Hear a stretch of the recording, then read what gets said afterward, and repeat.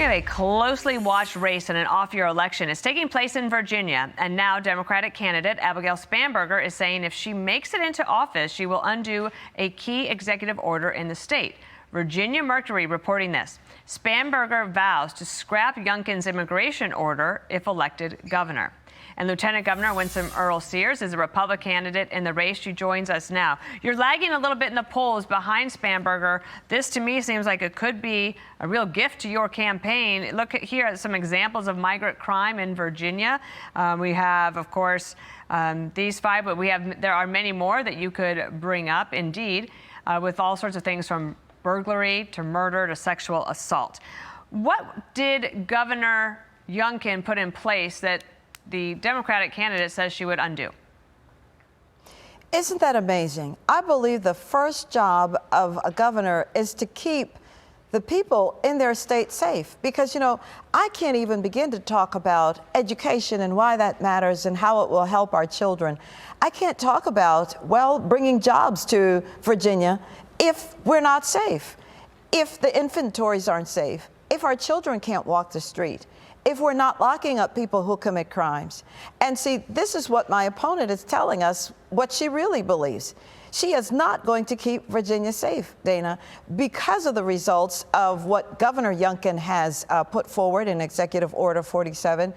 We are now partnering with ICE, or we have our state police who are helping to get the criminals who are illegally here gone. That's it. How can my opponent be against getting criminals off the street?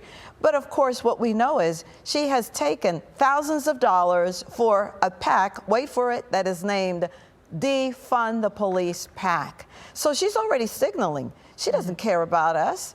And I guess she's going to be safe where she lives. But what about the rest of Virginians? So that's why I'm saying, elect me, Virginia, and I will continue to keep you safe. And we, of course, invite Abigail Spanberger on any time. I've certainly followed her career while she was in Congress, and she's got an impressive record, as do you. There's also this issue, and that is that, as I mentioned, you're a little bit behind in the polls. You've come up, but there's still a little bit of a lag. But the Hill reports that Virginia Republicans are growing a little more optimistic in the governor's race. And Spanberger has decided to attack you over President Trump's big, beautiful bill. Watch here. The Trump budget raises healthcare costs, raises mortgages, raises the price of electricity and gas. Winsome Earle-Sears is so far right, she's wrong for Virginia. How would you respond to that? And she's so far left, Abigail Spanberger, that if she were any further left and there were a cliff, she would fall off of it. She doesn't know how we are working in Virginia because she spent all her time in Congress. She voted against the Laken Riley Act, which simply said this: if you're criminally illegally here, you've got to be gone.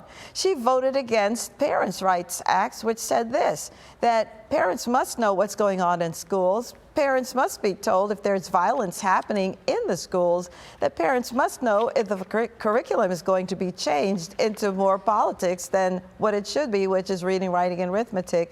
And this is a woman, Abigail Spanberger, who has voted to support nude men in our girls' locker rooms, in our girls' bathrooms. And by the way, no fairness for girls because we would have biological males in girls' sports. So that issue really became a bigger one after last week's situation in Northern Virginia. And I'm sure that she has thoughts on that. But I want to ask you, from your perspective, Youngkin was very much able to get people to come out and vote for him. One of those main reasons was the schools, education, and parental rights. Is that still an issue, or do people sort of feel in Virginia that he solved that for them?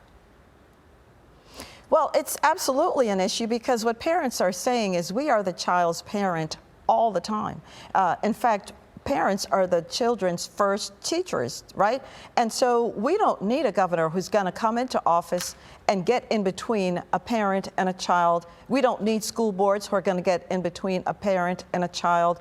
The parent is the child's parent all day long. We don't co-parent with the government, and that is what my opponent is for, which is surprising to me because she's the mother of 3 girls. And why she would want, for example, nude men in locker rooms with our girls, it's surprising to me.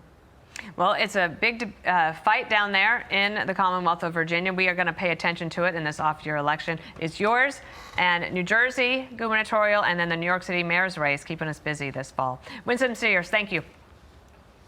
Hey everyone, I'm Emily Compagno. Catch me and my co-hosts Harris Faulkner and Kaylee McEnany on Outnumbered every weekday at 12 p.m. Eastern, or set your DVR.